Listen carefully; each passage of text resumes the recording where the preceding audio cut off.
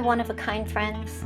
Today I'm doing a Dutch pour on 4 separate canvases using the same colors, blue, light blue, purple and bronze. I'm starting each canvas with a white base coat. The base coat is essential for this technique, along with my hairdryer and a straw. These colors that I'm using are not the typical colors that I use. I do use a lot of blues and greens, but adding the purple and the bronze to this is a combination I've not used before.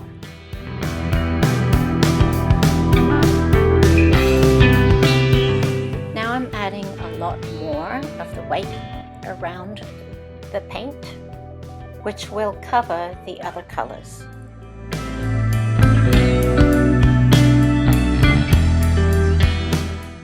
So now it's time for the hairdryer. Watch this.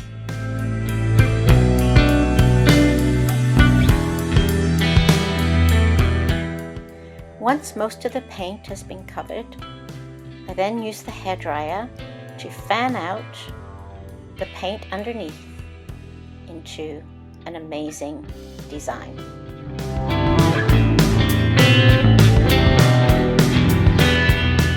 Now using a straw, I'm blowing to move the paint around a little more, just to soften it up a little bit and to give it a little more texture. I put the bin on top of Lazy Susan so that it's easy to turn it around as I need. It's really easy to overdo either the hairdryer or blowing through the straw, and you'll see a couple of times where maybe I've done a little too much. This is the final of the first painting. This second one and the ones that follow are all done basically in the same way. I've sped it up so that you can see how each one is done.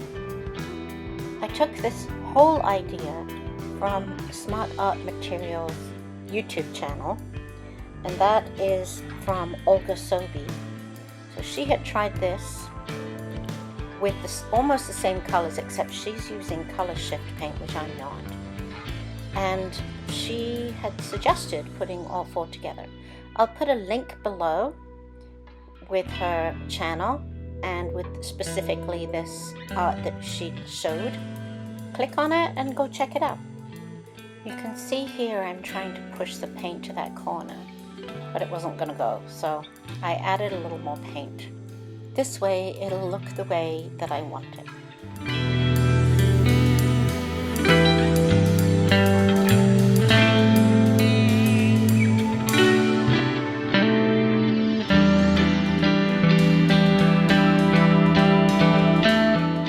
Please excuse my head in the camera, but here I am again, fanning out the paint.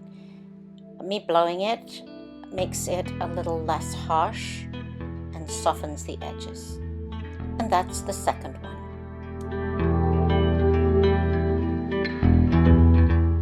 I'm going to get into a little story of why I'm doing a little more painting lately. I was the victim of a violent incident, and I actually haven't been able to go back to work since then. So here I am painting, which was recommended to me by a therapist to help with my anxiety. And I'm going to post later my first painting I did afterwards. I'm not proud of it.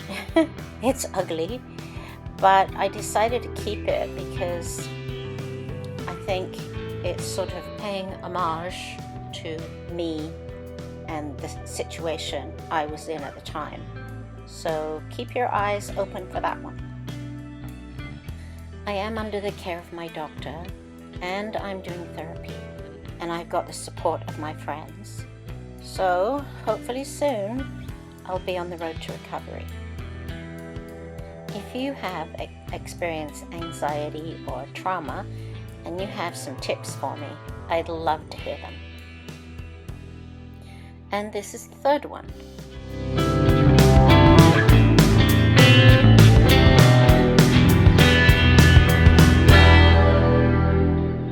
And finally, the fourth and final one. These are really exciting to do. Even though I'm using the same colors and the same technique, they all came out quite different. I almost always use Michael's Artist Loft Flow Acrylic. Those are the paints I usually use. In this one, for that sort of coppery gold color, it's called bronze. I used Folk Art Metallic acrylic paint. I got a small bottle. I'm not sure where I got it from, but I gave it a try and I actually really liked the way it turned out. But because I have a gold and silver color Artist Loft Flow Acrylic, and that never ever comes out with any kind of shine. It just looks, the silver looks gray and the gold looks kind of beigey. So I was really happy with the way this folk art bronze came out.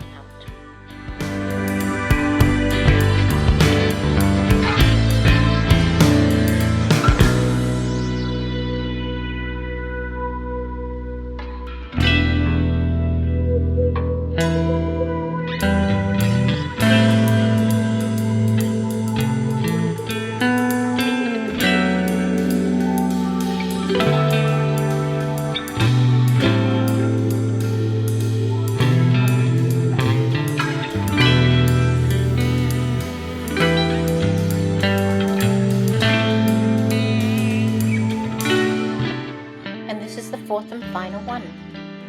So what do you prefer? The paintings put together this way or this way?